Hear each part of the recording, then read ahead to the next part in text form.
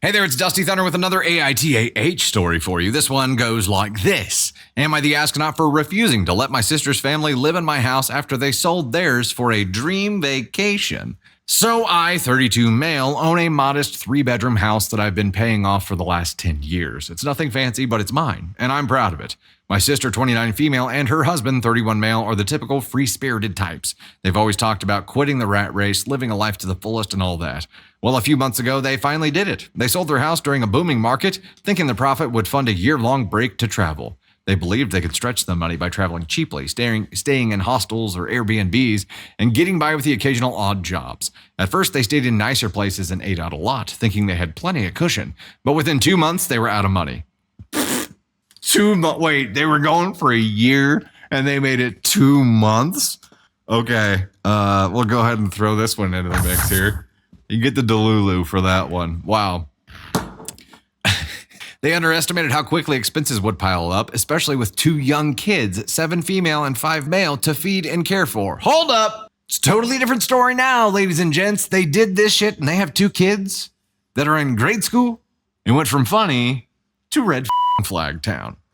Now that their funds are drained, they've decided to stop full-time travel, but don't want to settle down yet. Instead, they asked to live with me, rent-free for the next 10 months while they figure things out. They say they'll still try to make some occasional trips if they find super cheap deals, but for the most part, they want to stay at my house. I told them no. My house isn't big enough. I don't want the disruption, and I certainly don't think it's fair for them to live off of me because their plan failed. I offered to help them find an affordable rental or even cover part of their expenses for a couple of months so they could get back on their feet, but that wasn't enough. My sister blew up at me, calling me selfish and accusing me of being jealous of their adventurous lifestyle. Yes, I mean, being flat broke and having to beg your sibling to stay at their house after you just blew your wad on a 2-month adventure does sound sounds like a lifestyle that I really am jealous of. To make it worse, my parents are siding with her, saying that family should help the family and that I'm being too rigid. Time out. OP, you know why this is happening. We don't even have to address this, right, chat? We don't have to address this at all. Parents are like, yeah, you should help her out because they know what her next stop is. It's them. They're like, yes, you should help her out. It's family. Come on, please. The thing is, my parents live in a small apartment and can't take in my sister's family, which is probably why they're pushing it on me. Well, yeah. They say I don't understand the value of experiences and that I should be more supportive. Some of our mutual friends are also saying that I should be more understanding, but I think it's completely unreasonable to expect me to house their whole family for nearly a year just because they didn't plan properly. Am I the astronaut? No. And also, OP, you know this too. Everybody that's a mutual connection or a mutual friend of yours is on the hit list to get this request as well. They all have a tainted, jaded vision of this entire situation because they don't want to be next.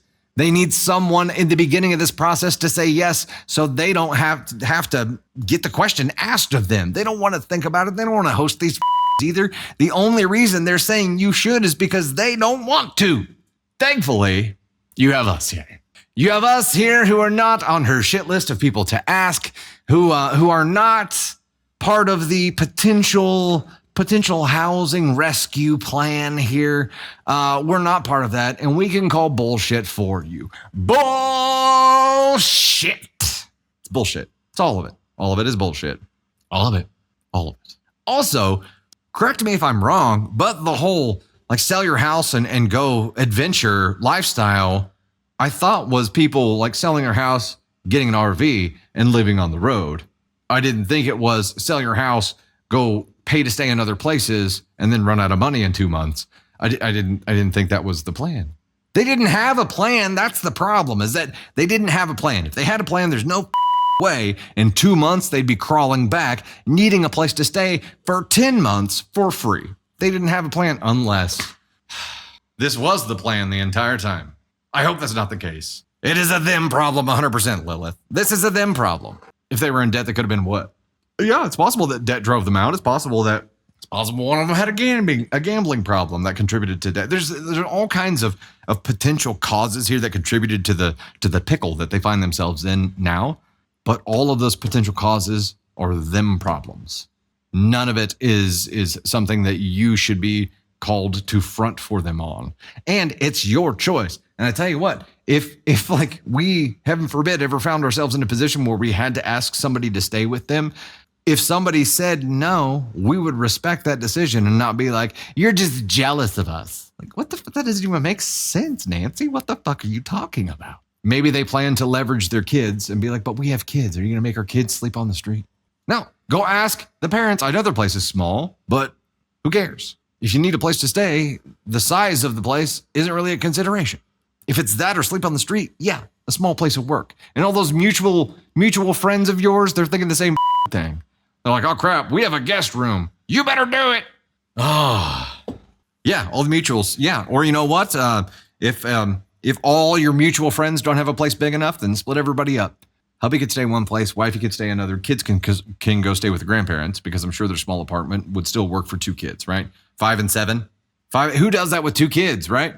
I don't buy that this was premeditated. I don't buy that this was part of their plan the whole time, because if this was part of their plan the whole time, they'd be a lot better at pulling it off. I think they're really shitty planners, and that's why everything's falling apart on them, which does kind of support your theory here that they got themselves into a pickle somehow, and the whole we're going to adventure is a cover for the problems that they had, which is entirely possible. I mean, I don't know. If you can do that, I've heard of people doing that, living in an RV and doing the homeschool programs with their kids while they're on the road. And you know what? You can make that an adventurous learning experience and do it for the right reasons. It doesn't feel like these guys were doing it for the right reasons at all. I don't know what the they were thinking, but whatever the thought process, whatever their goal, it's a them problem. They don't get to expect other people to bail them out, and they don't get to react harshly when people choose not to bail them out, because it is a them problem. They are responsible for the consequences of their actions and no one else. Not you. NTA for you, OP.